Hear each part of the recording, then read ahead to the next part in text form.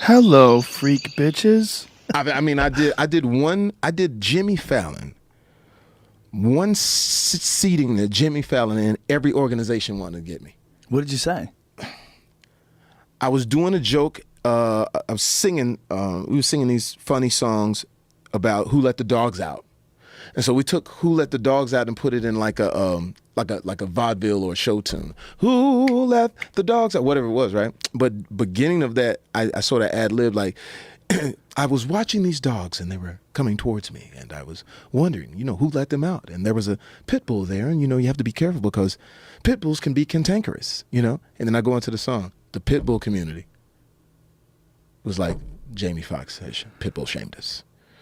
You pit bull shamed? I'm pit bull shaming. Oh my God. And then there was another thing where Jimmy Fallon was doing some type of, he was saying what was going to be on the next show. And I was doing a bad version of signing, which I actually know how to sign.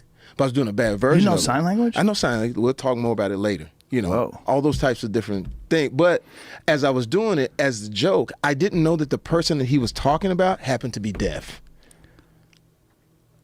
Oh, no. Oh, my God. And so then, so it's just all of these things. And I try to tell people, I say, hey, listen, we never mean anything bad.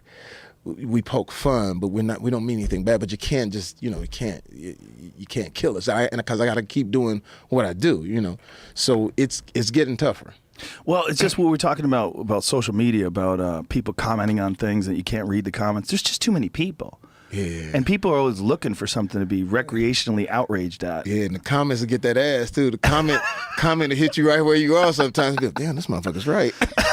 Well, it's good too, though. A little bit when they're right, when they're actually right. Like someone can say something ridiculous about you, and if you know it's ridiculous, it doesn't mean anything. Yeah. But if it's got a hint of truth, you're like, ooh. But when somebody says something about your teeth, you kind of look in the mirror. I don't understand, man. I got fucked up lower teeth. I got somebody hit me with the donkey. Yo, it's fucking donkey. I was like, I started talking like, it's crazy.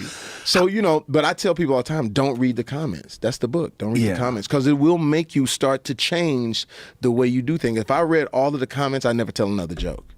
Yeah. If I read all the comments, I'll never try another, I got a movie that we just shot for Little or Nothing called All-Star Weekend, and the jokes are like all the way out there, and it's, I got everybody in it, and we all play different characters. Like I play a white racist cop. And how do you do that? Oh, I'll show it to you. I'll grab this thing and show it to you. But it's, Robert Downey Jr. plays a Mexican. Gerard Butler plays a Russian who loves gymnastics.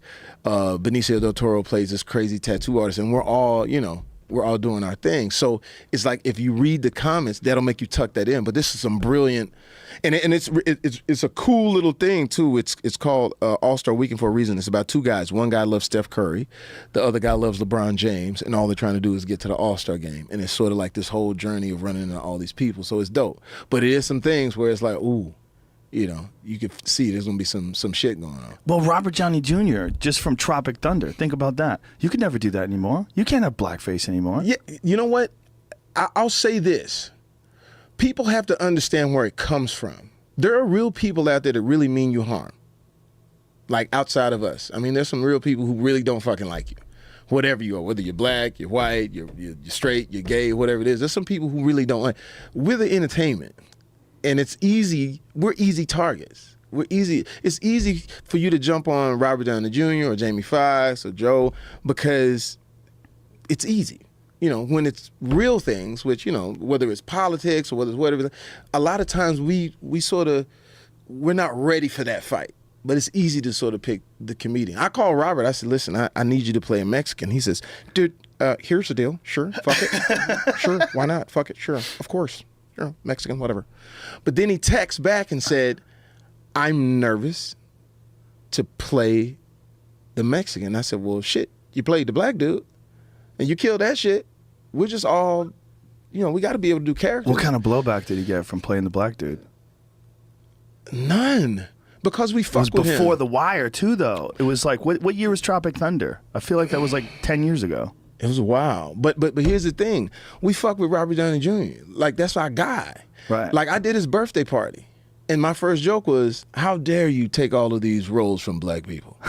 You know, and everybody's laughing. So it's sort of like the entertainers, man. You got to give us room. You know what I'm saying? Like to play in it. I'll show you when I you got to take that room. You got to take it. You can't worry about. I saw Chappelle somewhere. It was like, you know, they were asking him about his jokes, and he's like, yo, man, look, you know, people have said worse shit. And I think he said something about Donald Trump saying grab him by the pussy or some shit, whatever. But it was true. It was like the one thing that you look at what happened with politics this year, people sort of stripped away a lot of things. You know what I'm saying? Regardless of what you believed in, whatever person you voted for, there was a lot of things that was sort of addressed about, like, maybe we were playing things a little too close. Like some of those politicians were afraid to say what Donald Trump was saying, and they ended up being left in the dust because people were a little like, well, he's got a point in the sense that we're playing things a little too close.